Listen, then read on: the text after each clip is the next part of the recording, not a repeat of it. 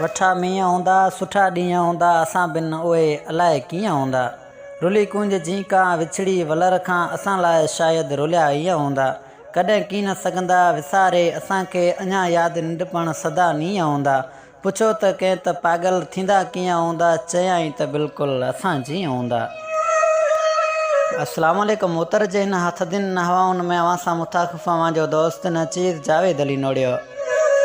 साईं मुंहिंजा असांखे इंतख़ाब पहुतो आहे तालुके डिपले जे ॻोठ कुकुराओ जे सीमन मां असांजे महबूब दोस्त अली मोहम्मद पौड़े उन जे प्यारे पहिरीं बाप सुभान नोड़े मोहम्मद मूसा कपरी जो ई गज़ल इंतख़ाब कयो आहे।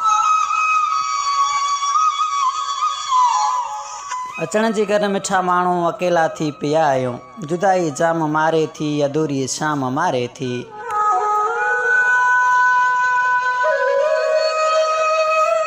वॾे आज़ार में आयूं सफ़ा बेहाल थी वियासीं, लॻे तो ईअं ओजाना ज़िंदा ॼण लाश थी वियासीं। सिवा तुंहिंजे मिठा माण्हू ख़ज़ाज़नि जो कैर बायूं, पननि वांगुरु छिणी वियासीं, रणनि में ॼण रुली वियासीं।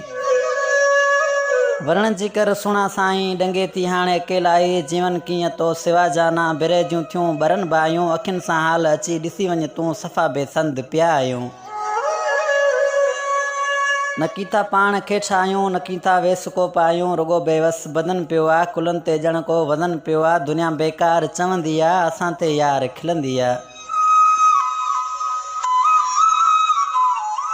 सफ़ा सिंगार में न आहियूं कसम सां ओ मुंहिंजा जानी, वॾे आज़ार में आहियूं निमन जे ॿूर जहिड़ी तूं अंबनि जे पूर जहिड़ी तूं, गुलाबनि जी गली आहीं गुलनि जी तूं भरी आहीं। ईअं न थी सजण साईं करा का दीद तूं हिकिड़ी, ज़माने ॾाढो ॾुखायो आहे